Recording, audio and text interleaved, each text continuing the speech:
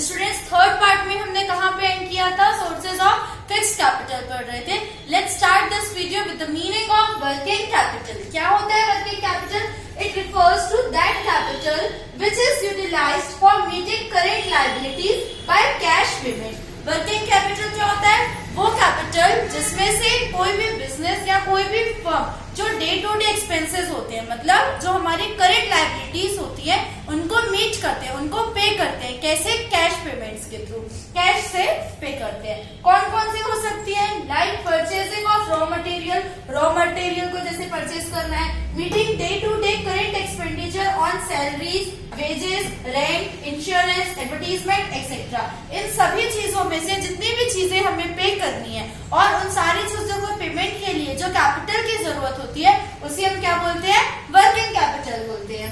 It is also known as circulating और revolving capital. इसे हम और क्या बोलते हैं? सर्क्यूलेटिंग या तो फिर रिवॉल्विंग कैपिटल। अब वर्किंग कैपिटल को हम कैसे निकाल सकते हैं? It can be calculated by the following formula। इस फॉर्मूले के थ्रू हम वर्किंग कैपिटल को निकाल सकते हैं। कैसे? Current assets minus current liabilities. जितनी भी हमारी करेंट एसेट्स है उनमें से अगर हम हमारी करेंट लायबिलिटीज को माइनस कर दे, सब्ट्रैक्ट कर दे, तो जो भी अब रिमेनिंग अमाउंट आता है वो क्या कहलाता है? Working capital. So what is working capital? क्या है? वो कैपिटल जो हम डे टू डे एक्सपेंसेस पे करने के लिए यूज करते हैं, that is known as working capital. Sources of working capital. कौन कौन से सोर्सेज होते हैं स्टूडेंट्स वर्किंग कैपिटल के? सबसे first bank credit. Bank credit से हम क्या समझते हैं? कोई भी बैंक जब कंपनी को, किसी भी बिजनेस को शॉर्ट टर्म फाइनेंस प्रोवाइड करती है। नेक्स्ट क्या है? Trade credit. ट्रेड क्रेडिट से हम क्या समझते हैं? जब जैसे मान लीजिए किसी भी बिजनेसमैन ने सप्लायर ऑफ रॉ मटेरियल, किसी सप्लायर से क्या किया? 50,000 के गुड्स परचेज किए, गुड्स मींस के रॉ मटेरियल परचेज किया। तब क्या है?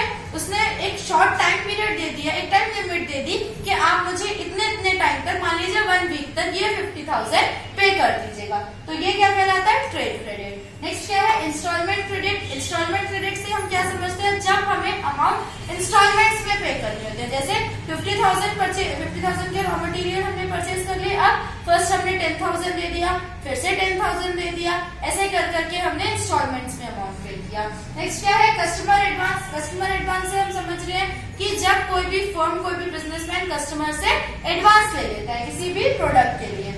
Next other sources. Other sources में क्या क्या आ जाते हैं? सबसे first public deposit. Public deposit के लिए डीप में समझने के लिए आप प्लीज इसके पहले वाला पार्ट देख लीजिएगा, जहां पे मैंने समझाया सोर्सेज ऑफ फिक्स्ड कैपिटल। वही चीज यहाँ पे भी सेम है। नेक्स्ट क्या है? Indigenous banks. इंडिजीनियस बैंक्स कौन से होते हैं? वो बैंक्स जो किसी भी फर्म को शॉर्ट टर्म फाइनेंस प्रोवाइड करते हैं। So students, these are the sources of working capital. तो स्टूडेंट्स, अब टाइम हो चुका है आपके अग्नि परीक्षा देने का। सो अब हम पढ़ने क्या जा रहे हैं? इस चैप्टर का इम्पोर्टेंट टॉपिक और लास्ट टॉपिक क्या है? जीडीआर, एडीआर और IDR. Just wait for 2 minute, stop here please. जैसा मैं जानती हूँ कि आप सभी अब भी मेरे इस वीडियो को पॉज करने वाले होंगे और स्किप करने वाले होंगे, क्योंकि ये कॉन्सेप्ट स्टूडेंट्स ऐसा है ना, इवन मैंने भी मेरे टाइम पीरियड में ये कॉन्सेप्ट को छोड़ दिया था। ये सोचे कि अरे यार ये टॉपिक जो है वो बहुत ही डिफिकल्ट होगा और बहुत ही हार्ड होगा। Just 2 minutes, just wait for 2 minutes. सिर्फ 2 मिनट का खेल है, आपको ये कॉन्सेप्ट इतना इजीली क्लियर हो जाएगा कि आप बोलोगे अरे यार ये चीज थी इसमें, काश हमने पहले पढ़ लिया होता। सो स्टार्टिंग, अगर इसका मीनिंग समझने से पहले हम इसका फुल फॉर्म जान लें तो ज्यादा बेटर होगा। GDR which is popularly known as global depository receipts. ADR क्या कहलाता है? American depository receipts. IDR Indian depository receipts. तो मान लीजिए आपने शेयर्स तो सुना ही होगा, मैंने आपको पढ़ाया है, लेट इट बी। अगर कहीं और से भी आपने पढ़ा है, बहुत ही अच्छी बात है, वेरी गुड। शेयर्स क्या होते हैं आपको पता है? कंपनी का जो कैपिटल होता है वो स्मॉल पार्ट्स में डिवाइडेड होता है, जो कंपनी पब्लिक से डिमांड करती है ना, शेयर्स को इशू करती है, वो चीजें कहलाती है। जो पार्ट वो इशू करती है वो कहलाता है शेयर। अब अगर मान लीजिए कंपनी को शेयर्स की जरूरत है, मतलब फंड की जरूरत है, तब वो जो शेयर्स इशू करेगी, वो जो सिक्योरिटी इशू करेगी, अब उसे खरीदने वाला भी तो कोई होना चाहिए। अगर इंडियन कंपनी है, स्टार्ट करते हैं कहां से? एक इंडियन कंपनी से। फॉर एग्जाम्पल, मान लीजिए एक सैंड लिमिटेड कंपनी है, which is an Indian company. Sand limited company क्या है? इंडियन कंपनी है। होती है? उसकी फंड्स चाहती है, ठीक है। Indian company sand limited bonds fund, उसे क्या चाहिए? फंड्स चाहिए, जिसके लिए वो क्या करती है? इशूज शेयर्स, जिसके लिए सैंड लिमिटेड कंपनी अपने शेयर्स को इशू कर रही है। अब बट ऑब्वियस सी बात है, अगर इंडियन कंपनी है तो वो किस करेंसी में इशू करेगी? इंडियन करेंसी में। और हमारी करेंसी क्या है स्टूडेंट्स? रुपीज, है ना। तो इंडियन कंपनी कौन सी है? सैंड लिमिटेड, जिसको क्या चाहिए? फंड्स चाहिए, बॉन्ड्स फंड, जिसके लिए उसने क्या किए? इशूज शेयर्स, जिसके लिए उसने शेयर्स इशू किए। किस करेंसी में किए? रुपीज में किए। अब अगर कोई भी इंडियन जो भी है पर्सन, ये इंडियन कंपनी है, वो किससे मांगेगी? जो वहां के लोग हैं, पीपल है उस कंट्री के। अगर वहां पे कोई भी लोग वहां के जो शेयर्स है नहीं परचेज करना चाहते और कोई फॉरेनर है ना, कोई फॉरेनर है, वो इस सैंड लिमिटेड कंपनी के शेयर्स को परचेज करना चाहता है, तो वो कैसे करेगा? क्वेश्चन है, वो कैसे करेगा? तब वो क्या करेगा? खुद जाके पहले जो भी उसके बैंक में जाएगा और फिर उस चीज को कन्वर्ट करेगा अपने जो भी अमेरिकन, मान लीजिए अमेरिका का कोई पर्सन है ना, तो अमेरिका की करेंसी क्या है? डॉलर्स है। तो वहां जाके अपने डॉलर्स को पहले रुपीस में कन्वर्ट करेगा, फिर आके इन्वेस्ट करेगा इस इंडियन कंपनी में? नहीं, किसी के पास इतना टाइम नहीं है कि वो इतनी लेंदी प्रोसेस करे, कोई नहीं करेगा। तो इसका सोल्यूशन क्या है? इसका सोल्यूशन यही है, जो डिपॉजिटरी रिसिप्ट्स है। तो क्या होगा? ये जो इशू शेयर हुए, अब ये एक बैंक है, एक इंस्टीट्यूशन है। ये जो बैंक है, ये जो इंस्टीट्यूशन है, ये क्या करेगी? इस इंडियन कंपनी, ये जो सैंड लिमिटेड कंपनी है, वहां से पूरे शेयर्स को परचेज कर लेगी। उसके बाद क्या होगा? ये बैंक, ये इंस्टीट्यूशन उसको कन्वर्ट करेगा। ये बैंक, ये इंस्टीट्यूशन उस चीज को कन्वर्ट करेगा किस फॉर्म में? डिपॉजिटरी रिसिप्ट्स में। इस शेयर्स को कन्वर्ट करेगा किस फॉर्म में? डिपॉजिटरी रिसिप्ट्स में। और फिर वो डिपॉजिटरी रिसिप्ट्स जो हैं, वो जाके किसको इशू होंगी? Issue to foreigner. ये जो डिपॉजिटरी रिसिप्ट्स होंगी, ये फॉरेनर को इशू होंगी। वहां का जो अमेरिका का पर्सन था, जो ये शेयर्स को परचेज करना चाहता था, अब वो इसको परचेज करेगा किस फॉर्म में? डिपॉजिटरी रिसिप्ट्स, डीआर के फॉर्म में। अब जब ये परचेज करेगा, तब वो चीज क्या बन जाएगी? GDR, global depository receipts. So students, I hope clear है। Once again I am repeating from starting, उसके बाद आपको बहुत ही इजीली क्लियर हो जाएगा। इंडियन कंपनी है जिसका नेम है सैंड लिमिटेड कंपनी, उसको फंड्स चाहिए। अब उसने अपने शेयर्स को इशू किया किस करेंसी में? इंडियन रुपीज में, है ना।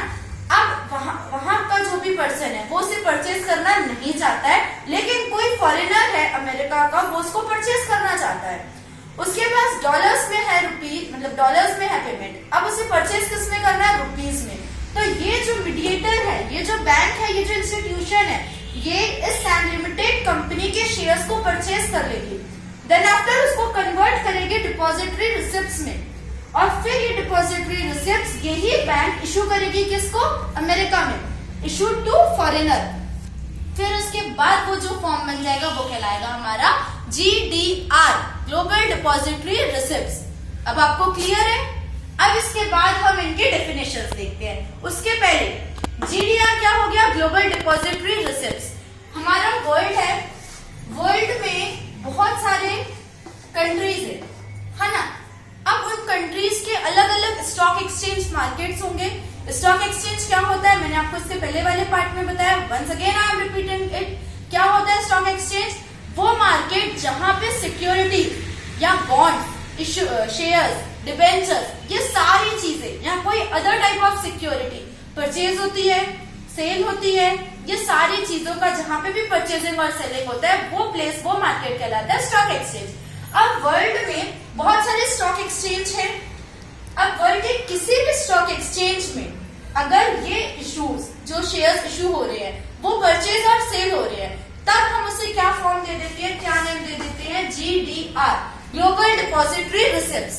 लेकिन जब अमेरिका में कोई भी शेयर, मतलब जो भी डिपॉजिटरी रिसिप्ट है, वो जब इशू होती है, यहाँ पे एक टाइप से हम शेयर्स को ही डिपॉजिटरी रिसिप्ट्स कह रहे हैं, है ना।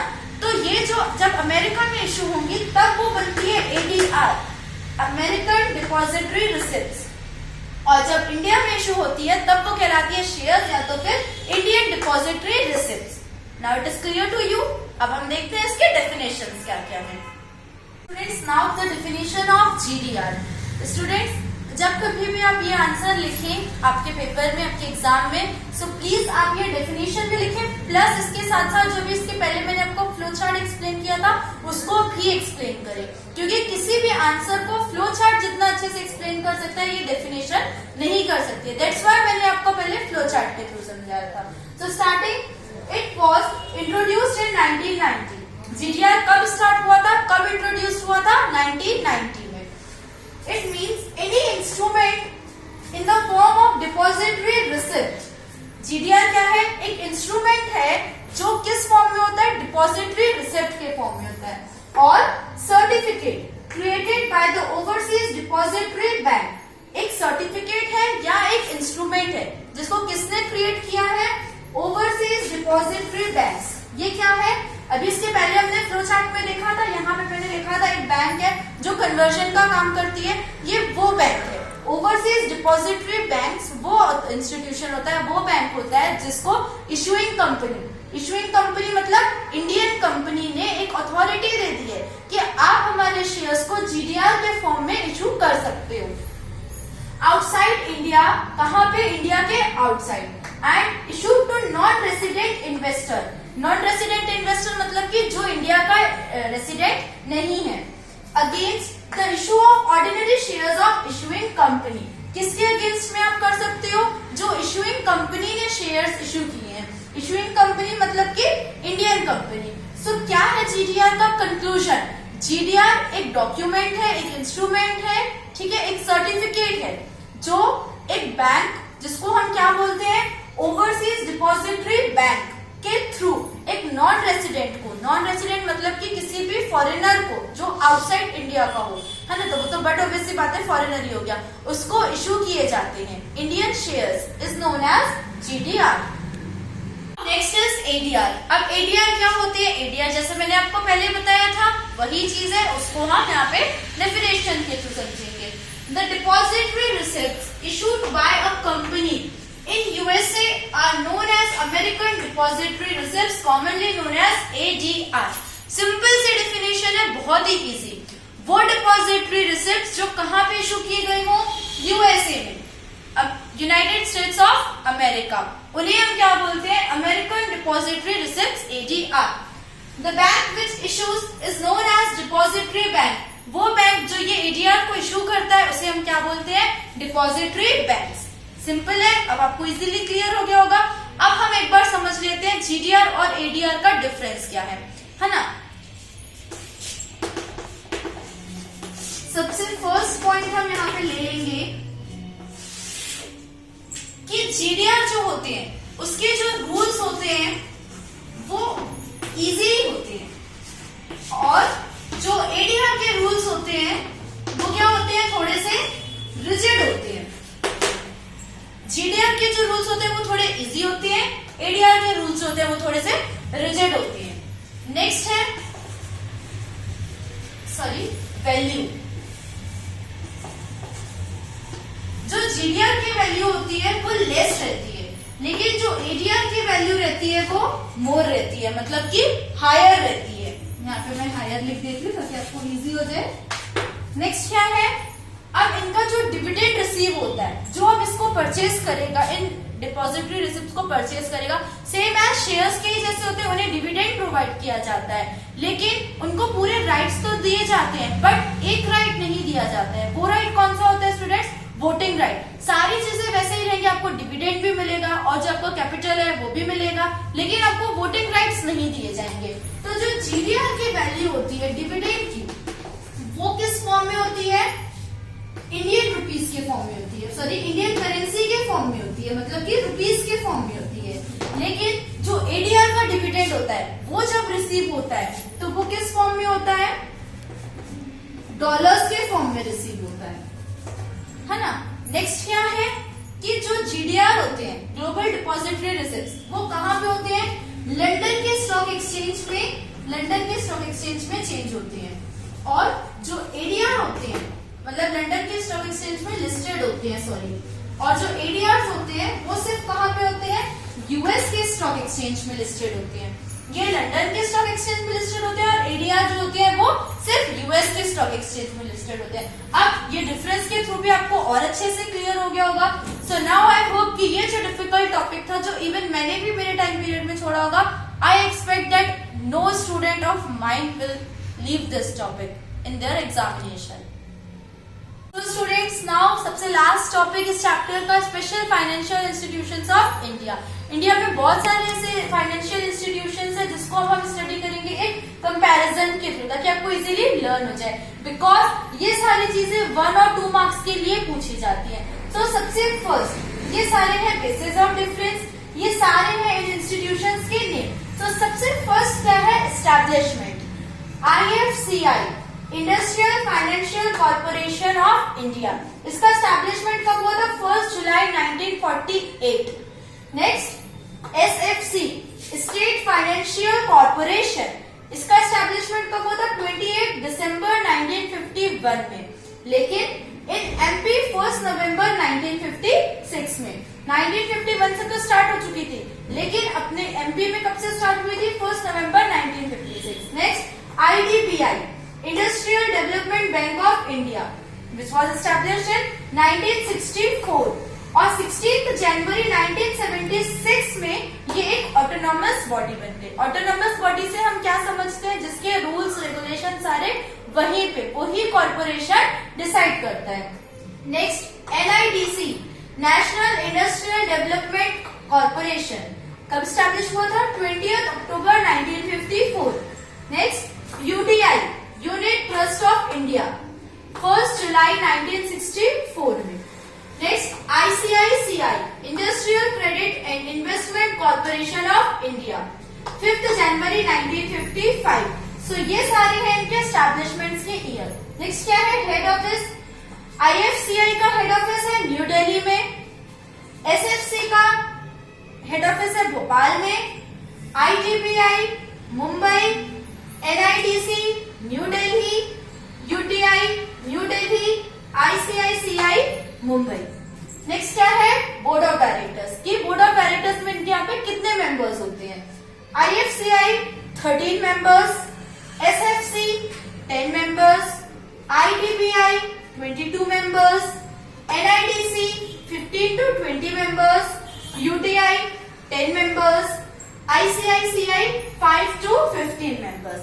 नेक्स्ट देखते हैं क्या है, नेक्स्ट ऑब्जेक्ट। अब इनके ऑब्जेक्ट्स क्या है, IFCI long term finance, IFCI का मेन ऑब्जेक्ट क्या है, लॉन्ग टर्म फाइनेंस प्रोवाइड करना। SFC medium and small industry का डेवलपमेंट और उनकी ग्रोथ करना।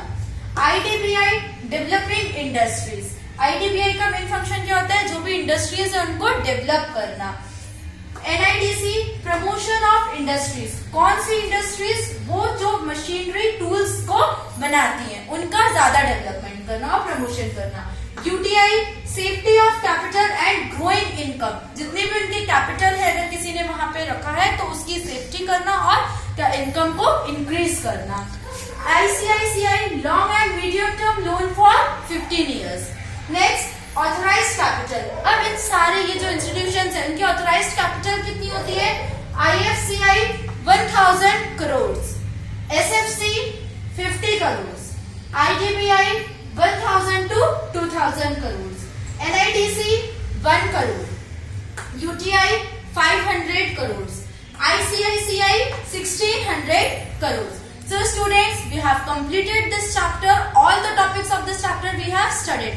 उसके बाद भी अगर किसी भी स्टूडेंट को मेरा कोई भी टॉपिक क्लियर नहीं हुआ हो, कहीं पे भी कोई एक छोटा सा भी पॉइंट हो जो आपको समझना हो और आपको क्लियर नहीं हुआ, you can please ask me. आप कमेंट सेक्शन में कमेंट कीजिए, I will definitely solve your queries. इस चैप्टर को हम यहीं पे खत्म करते हैं। Next we will meet with chapter 9। Thank you for watching my videos.